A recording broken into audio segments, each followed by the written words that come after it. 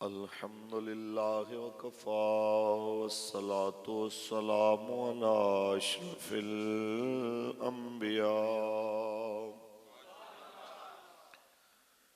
व अला आलिहि व अस्हाबिहि उलिस सिद्क़ि वस्सफ़ा। अम्मा बाद फ़क़द क़ाल अल्लाहु तबारक व तआला फ़ी कलामिहिल मजीद लक़द कान लकुम फ़ी रसूलिल्लाहि उस्वतुन हसनह व क़ाल अल्लाहु तआला फ़ी मक़ामिन आख़र कुल्लु नफ़्सिन ज़ाइक़तुल मौत। सदक़ल्लाहुल अज़ीम। इन्नल्लाह व मलाइकतहु युसल्लूना अलन नबी या अय्युहल्लज़ीना आमनू सल्लु अलैहि व सल्लिमू तस्लीमा। दुरूद पढ़ लो मिलके अस्सलातु वस्सलामु अलैहि।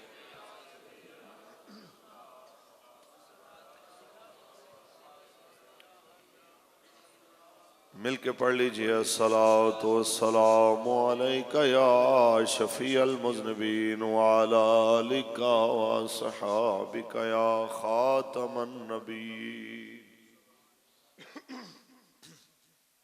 हाल दिल किसको सुनाए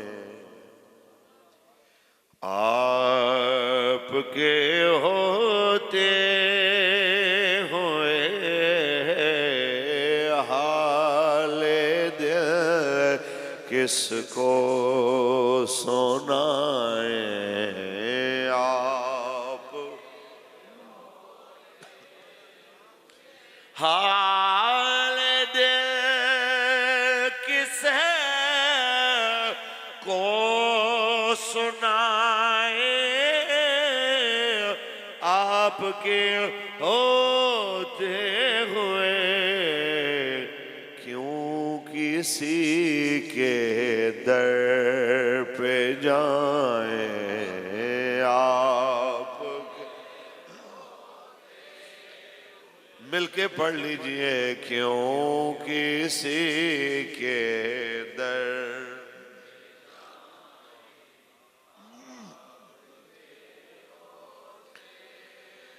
अपना जीना अपना मरना बस तेरी चौखट पे है। अपना जीना अपना मरना बस तेरी चौखट पे है। हम कहाँ सरकार जाएं आपके हम कहाँ सरकार जाएं आपके। कौन है अल्ताफ अपना हाल दिल किसे सीख है। कौन है अल्ताफ अपना हाल दिल किसे सीख है। ज़ख्म दिल किसको दिखाए आप हुए ज़ख्म दिल किसको दिख आपके। अल्लाह तबारक व तआला जल्ल व अला की हम्द व सना के बाद आका नामदार शफ़ी रोज़ शुमार हुज़ूर अहमद मुश्तबा मुहम्मद मुस्तफ़ा सल्लल्लाहु अलैहि वसल्लम की ज़ात तैयबा पे लामहदूद दरूद व सलाम के नजराने पेश करने के बाद सदर महफिल पीर तरीक़त राबर शरीयत हुजूर किबला पीर सैयद फजल हुसैन शाह साहिब दामत बरकातुहुम मुलालिया, सरपरस्त बज़्म हज़रत अल्लामा मौलाना हाफिज़ ग़ुलाम अब्बास साहब दामत बरकातुहुम मुलालिया, ख़तीब जामे मस्जिद आज़ा, और मैं जिनके हुक्म पे आपके सामने हाज़िर खिदमत हूँ, हज़रत अल्लामा मौलाना ग़ुलाम समदानी साहब दामत बरकातुहुम मुलालिया, बज़्म पाक में तशरीफ़ फरमा हज़रत अल्लामा मौलाना हाफिज़ मोहम्मद इकराम साहब दामत बरकातुहुम मुलालिया, और नबी अलैहिस्सलाम के वो सारे ग़ुलाम जो आज की इस खूबसूरत बज़्म पाक में भाई मोहम्मद इरफान साहब मरहूम मग़फ़ूर उनके ईसाल सवाब की इस महफ़िल में शामिल हैं। मालिक सब की हाज़िरी कबूल फरमाए। मेरे बिरादरम भाई मोहम्मद हामिद साहब और तहरीक के तमाम जिम्मेदारान, ओहदेदारान, कारकुनान, बाबा जी के शेर, मालिक सब की हाज़िरी अपने फ़ज़ल से कबूल व मंजूर फरमाए। आबाब जी वकार, लंबा चौड़ा वाज नहीं, दो चार बातें आपके साथ करनी है। बड़ी देर से आप तशरीफ़ फरमाए हैं। हम सब ने भाई इरफान साहब की तरह एक ना एक दिन अपने हिस्से का रिस्क, अपने हिस्से का खाना पानी, ऑक्सीजन, वो तमाम चीज़ें जो अल्लाह ने हमारे नसीब में लिखी हैं, वो अपना मुकर्ररा हिस्सा यहाँ से लेने के बाद यहाँ से रुखसत हो जाएंगे। इससे पहले कि आपकी और मेरी सांसों की डोर मुनक़ते हो, तो उसके इनक़िता से पहले पहले नबी अलैहिस्सलाम के दीन के साथ इतनी वफा ज़रूर कर लें कि जब आप कब्र में करीम आका का जलवा देखें तो बाबा जी ये फरमाया करते थे कि मेरी ज़िंदगी का एक ही मकसद है कि जब रूह मेरे पैराहन खाकी से निकली तो रोज़े से आवाज़ आई ओ मेरा फ़कीर आया। बस इतनी सी इल्तिजा है, इतनी सी ही जुस्तजू है, और इसी के लिए ही आपके सामने हाज़िर खिदमत हैं। सुभान अल्लाह कह लें, कुरान पढ़ें। हर चीज़ मुश्किल हो गई है पाकिस्तान में, हर चीज़ पे बहुत सारे रुकावटें और परेशानियां हैं, लेकिन सुभान अल्लाह और ज़िक्र अस्कार अभी भी बाकी है। इसके ऊपर फ़िलहाल कोई कदगन नहीं है। मोहब्बत से बोलिए। खालिक़े कायनात ने इरशाद फरमाया, कुल्लु नफ्सिन ज़ाइक़तुल मौत, हर ज़ीरो ने मौत का जायका चखना है। जो दुनिया में आया एक ना एक दिन जाने वाला है। जनाब आला ये कन्फर्म है, इसलिए तो मेरे करीम आका ने फरमाया दुनिया में यूं रहो जैसे राह चलता हुआ मुसाफिर होता है। जनाब आला बस यही तसव्वुर कीजिए, और यही हमने अपने अकाबरीन से देखा सीखा है। हमारे बड़े कहते हैं दुनिया में ऐसे रहो जैसे कश्ती पानी के अंदर रहती है, अगर पानी उसके अंदर चला जाए तो फिर उसकी बका नहीं रहती है। लिहाजा दुनिया में जरूर रहिए, रोजी भी कमाइए, अपने बच्चों के लिए रोजगार भी कमाइए, लेकिन उसके लिए दीन न बेचिए, उसके लिए ईमान न बेचिए, उसके लिए हजूर की मोहब्बत का सौदा न कीजिए, खत्म नबूवत पे समझौता न कीजिए। बस यही पैगाम देने के लिए आए हैं। मरने के लिए तो दारा और सिकंदर जैसे भी मर गए, मरने के लिए तो हलाकू और चंगेज जैसे भी मर गए, मरने के लिए तो बड़े बड़े पहलवान रुस्तों में जमा चले गए, लेकिन सदियों बाद अगर नाम किसी का जिंदा है तो बिरादरी अज़म की वजह से नहीं है, वो कौमियत की वजह से नहीं है, वो रसूलुल्लाह की नौकरी की वजह से है। अगर उस वक़्त के कैसर और किसरा मर गए, नाम भी मर गया, लेकिन उस वक़्त हबशे से नस्ल दर नस्ल गुलामी में आने वाले हजरत बिलाल हबशी का नाम आज भी दुनिया जनाब याद रखती है। आज भी जिस वक़्त राजा की मस्जिद में आजान होती है, किसी और की याद आए ना आए, हजरत बिलाल की जरूर याद आती है।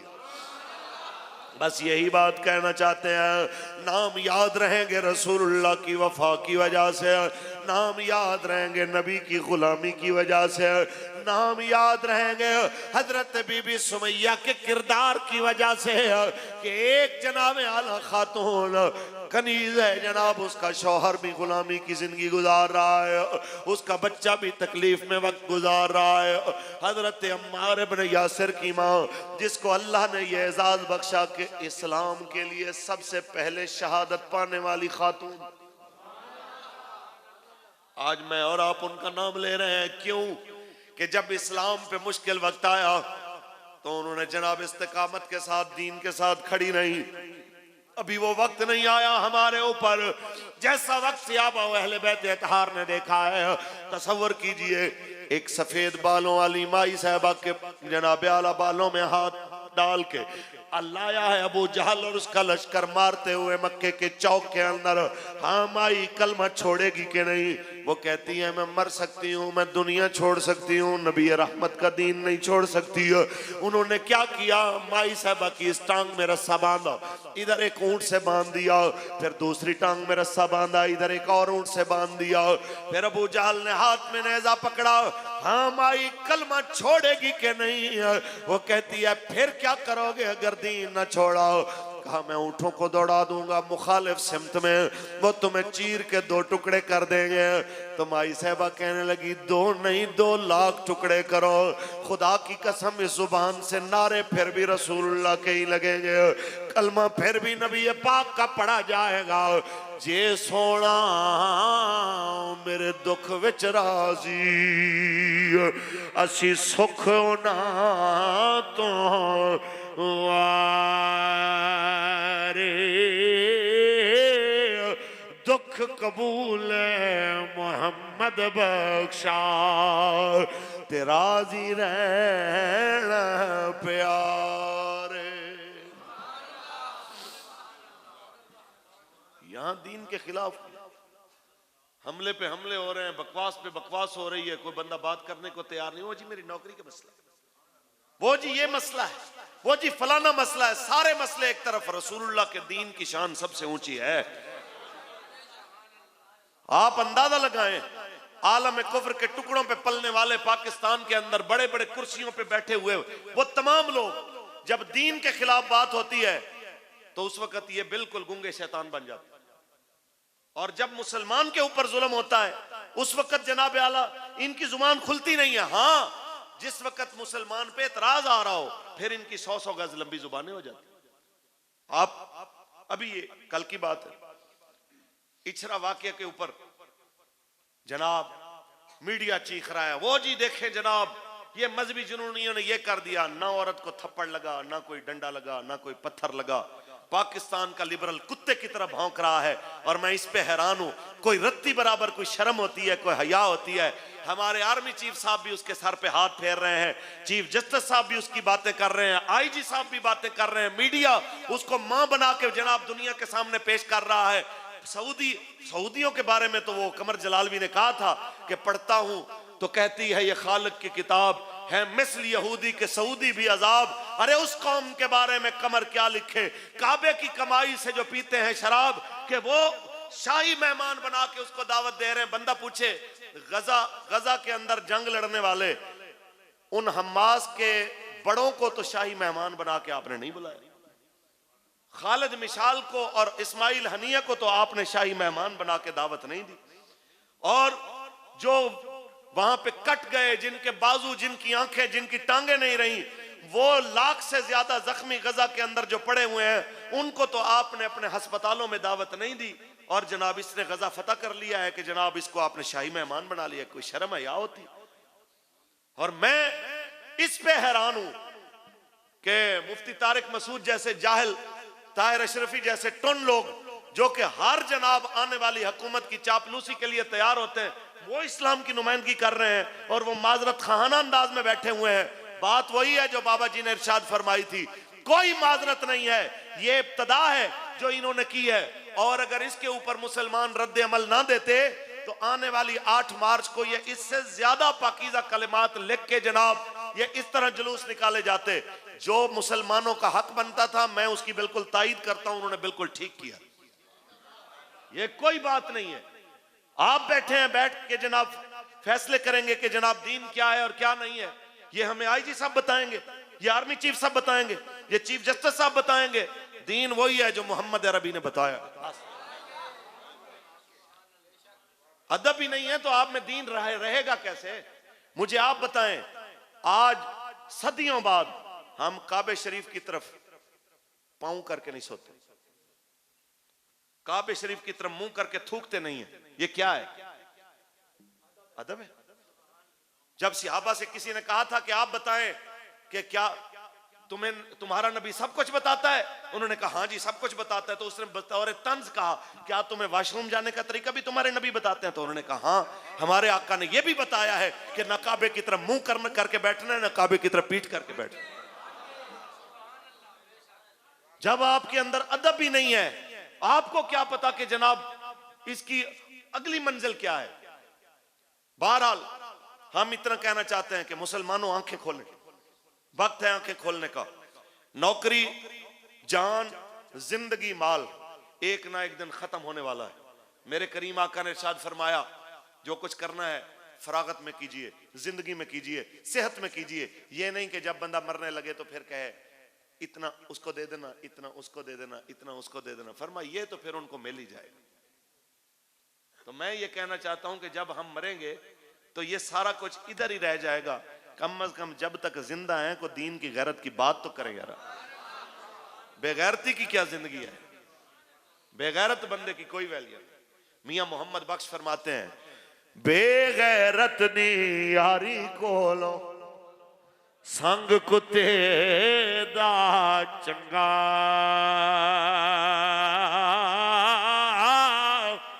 बेशर्मी दे मुर्गे नालों साग सरों दा चंगा। बस मैं आप सबको दावत देने के लिए आया हूँ। आइए आज भी मौका है, हुजूर के दीन के साथ खड़े हो जाइए। आज भी मौका है नबी की नामूस और खत्म नबूवत के लिए लब्बैक के झंडे के नीचे आ जाइए। अल्लाह की इज्जत की कसम है, मर तो जाना ही है। सलमान तासीर की तरह न मरिए, मुमताज कादरी की तरह दुनिया से जाइए, ताकि दुनिया को पता चले ये मोहम्मद अरबी के फकीर हैं, ये रसूलुल्लाह की इज्जत के पहरेदार हैं। मियां मोहम्मद बख्श फरमाते हैं ए दुनिया चक्की यारो ते असियां इस दे दाने वारी वारी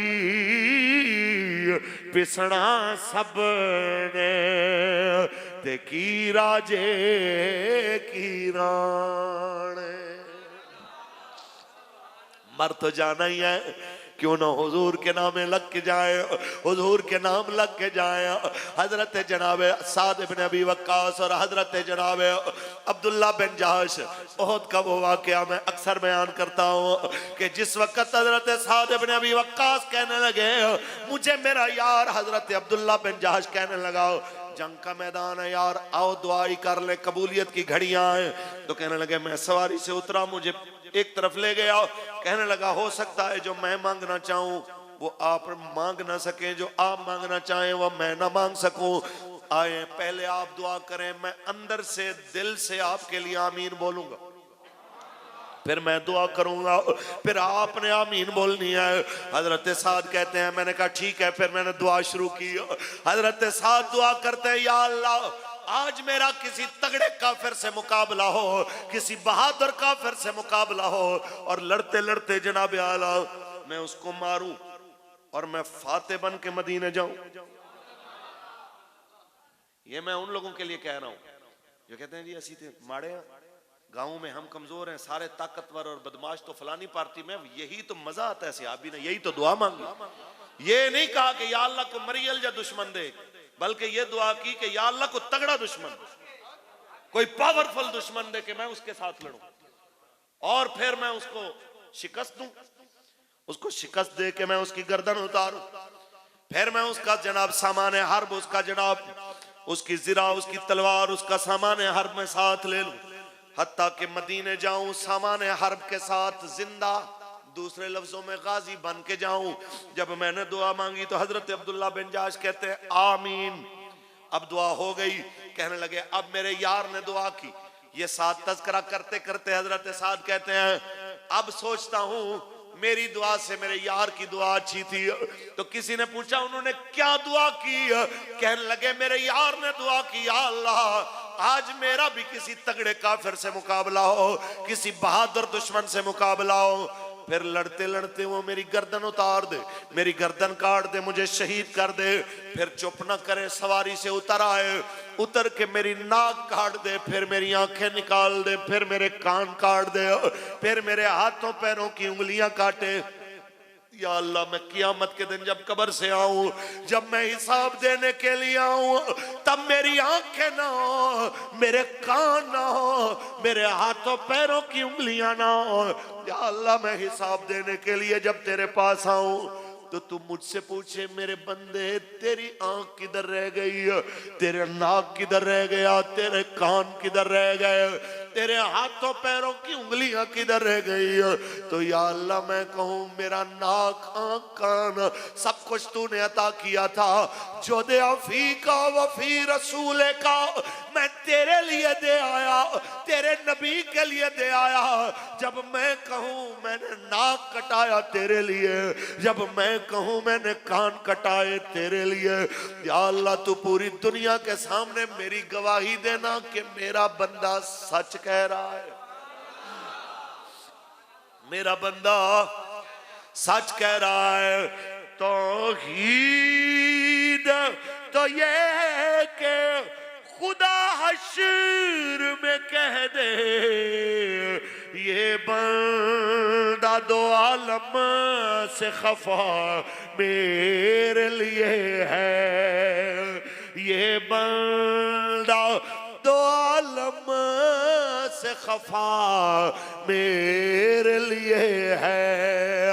आज एक बंदा बात करता है, एक बंदा ताना मारता है, लोग मुंह बना लेते हैं, देखें जी फलाने ने बात कर दी, फलाने ने ये कह दिया, फलाने ने ऐसा कह दिया।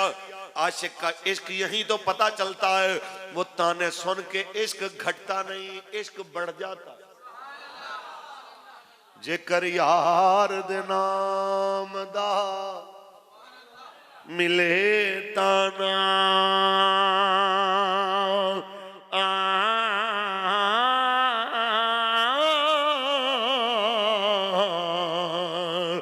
झोली पालिए थल सटिए ना, जेकर यार दे नाम दी मिले सूली हो।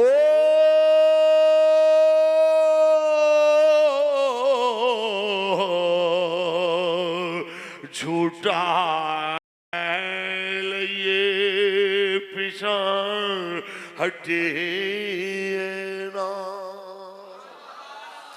ताजदार खत्म नबूवत, ताजदार खत्म नबूवत,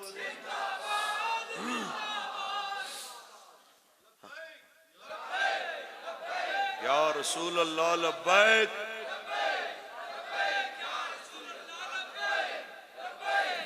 ताजदार खत्म नबूवत। बस इतनी सी बात है जी। हजरत साद इब्न अबी वक्कास और हजरत अब्दुल्ला बिन जाश की दुआओं से हमने जो सीखा है, एक जिसने गाजी होने की दुआ मांगी उसने भी ये कहा कि या अल्लाह किसी तगड़े दुश्मन से मुकाबला, और जिसने शहादत की दुआ मांगी उसने भी कहा या अल्लाह किसी तगड़े दुश्मन से मुकाबला। लिहाजा जब दुश्मन तगड़ा हो, दुश्मन पावरफुल हो, अपनी कमीनगी पे नाज करता हो, अपनी बदमाशी पे उसको बड़ा नाज हो, मजा तब है कि आप उसी वक्त मैदान में खड़ा होके कहें जैसे बाबा जी फरमाया करते कि सितमगर इधरा हुनर आजमाए तो तीर आजमा हम जिगरा। मजा तो तब आता। हम इतने बच्चे नहीं हैं जितना इन्होंने समझा हुआ है, हम इतने भोले भी नहीं हैं जितना इन्होंने हमें समझा हुआ। ये सारा कुछ क्यों हो रहा है? ये सारा कुछ इसलिए हो रहा है कि ये जो खत्म नबूवत के ऊपर काजी फायज ईसा जैसे खबीस की वजह से फैसले की सूरत में कादियानियों की हिमायत सामने आई है, कहीं ऐसा ना हो कि ये जनाब मौलवी साहबान निकले और फिर अवाम इनके साथ चले। तो हम बताना चाहते हैं कि नहीं भाई, ये तो छोटी छोटी बातों पे जज्बाती हो जाते हैं। ये तो अरबी रस्मुल खत लिखा हुआ हो तो उस पर जज्बाती हो जाते हैं। मैंने कहा शुक्र है कि इस पाकिस्तान के अंदर ऐसे लोग मौजूद हैं जो दीन के नाम पे जज्बाती होते हैं। आप ये चाहते हैं कि हम अरबों की तरह, अरब हुक्मरानों की तरह इस वक्त गैरत से आरी हो जाएं कि इस टाइम दुबई से रोजाना इसराइल के लिए इमदाद आ रही हो, वहीं से ड्रोन उड़ रहे हो, वहीं से जनाब बमबारी गजा के लिए हो रही हो, फ्यूल वहां से आ रहा हो, तो अवाम बेगैरत बन के अपनी अय्याशियों में बैठी रहे। तुम ये चाहते हो पाकिस्तान भी ऐसा हो जाए? तो पाकिस्तान ऐसा नहीं होगा। पाकिस्तान हजूर के नाम पे बना है। पाकिस्तान का मतलब क्या, दस्तूर रियासत क्या होगा? पता नहीं, इक्तदार पे बैठे लोगों का दिमाग खराब हो जाता है। इनको अपनी आखिरत भूल गई है। पाकिस्तान किस नहज पे आ गया? ये इसलिए बनाया गया था कि यहां बदमाशी हो, याशी हो। आज महीने से ज्यादा हो गया बलोचिस्तान बंद पड़ा हुआ है। केपी के आपके बिल्कुल जनाब विफाक के मद्दे मुकाबले आके खड़ा हो गया है। पंजाब में जनाब बंदे एक दूसरे के दस्तों गिरेबान है। कौमी असम्बली के अंदर हुल्लड़बाजी मची हुई है। आपको अभी तक नहीं समझ आ रहा कि आप पाकिस्तान को किधर लेके चल रहे हैं। ये बदमाशियों से बचने वाला नहीं है। ये जब भी बचेगा हजूर के दीन की वजह से बचेगा।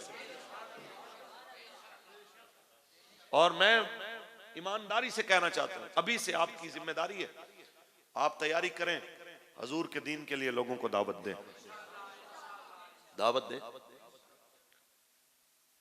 बड़ी अजीब बातें हम सुनते हैं, सुनते हुए शर्म आती है कि वो एक फखर से कहने लगा कि जनाब हमारा जी फलाना रिश्तेदार, वो वोटों वाले दिन बुखार था उसको, और उसकी बीवी ने कहा कि भाਵੇਂ बुखार है तेनू, जेल च इमरान खान है, तू की मुंह दिखाएगा इमरान नू, तो जा वोट पा के आ। किसी ने कहा कि जनाब मेरे कायद नवाज शरीफ का मुझे ख्याल आया कि वो जिला वर्तनी काट के आया, मैं क्या मुंह दिखाऊंगा नवाज शरीफ को, चल वोट डाल के आ। बंदा पूछे किसी के दिल में रत्ती बराबर ये भी हया आई है कि मैंने हुजूर को क्या मुंह दिखाना है, चल रसूलुल्लाह के दीन के लिए पर्ची दे।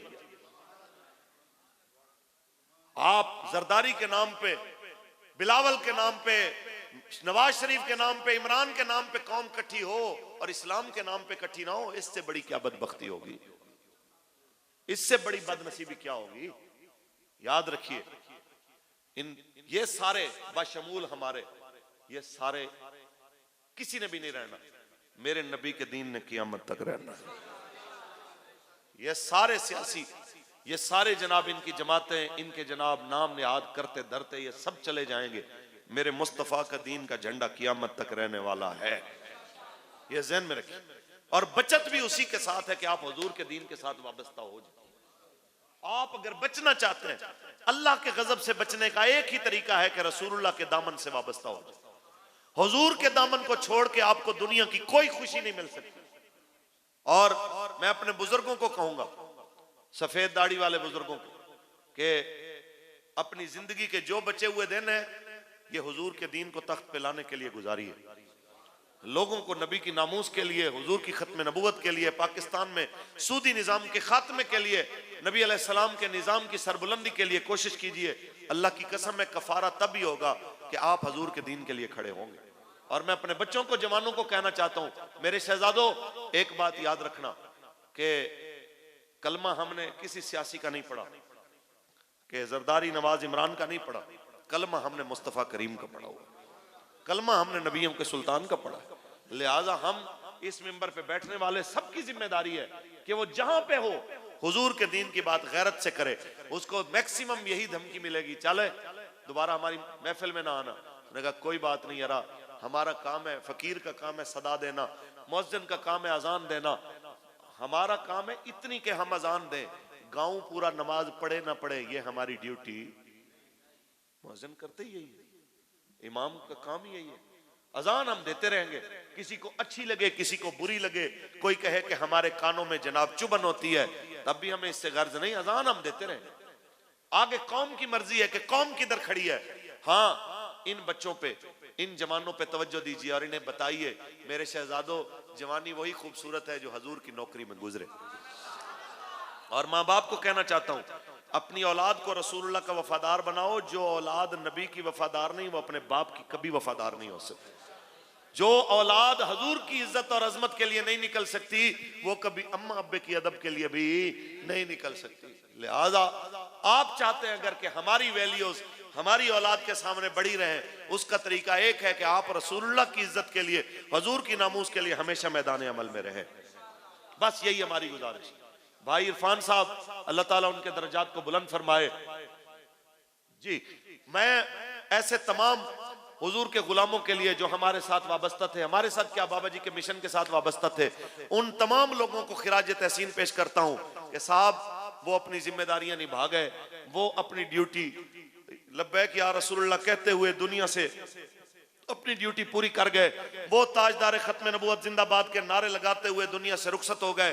वो हुजूर के दीन को तख्त पे लाने की जिद्दोजहद करते हुए दुनिया से रुखसत हो गए। आपकी और मेरी जिम्मेदारी बाकी है, निभाएंगे आप, हालात जैसे मर्जी हो। इसी जज्बे के साथ रहिए कि बस रसूलुल्लाह का दीने हसन। आप कम नहीं है, बड़ी तादाद है, मिलके पढ़िए। कोई गुल बाकी रहेगा ना चमन, बस रसूलुल्लाह का दीने हसन रह जाएगा। बस रसूलुल्लाह का दीने। अल्लाह ताला अपने फजल से मेरी और आपकी हाजिरी कबूल फरमाए। भाई इरफान साहब के दर्जात बुलंद फरमाए। हजूर के वो सारे गुलाम जो इस बज़्म में तशरीफ लाए, मालिक सबको रसूलुल्लाह का वफादार रखे और हमारी दुआएं भाई मोहम्मद इरफान साहब के लिए कबूल फरमाए, उनके लवाहिकीन को सब्र जमील अता फरमाए। आमीन व आखिर दावाना अल्हम्दुलिल्लाहि रब्बिल आलमीन। ये अहबाब उसी तरह महफिल जैसे चलाना चाहेंगे चलती रहेगी। अभी चूंकि मैंने भेरा पहुंचना है, अल्लाह आपको जज़ाए खैर दे। मेरे लिए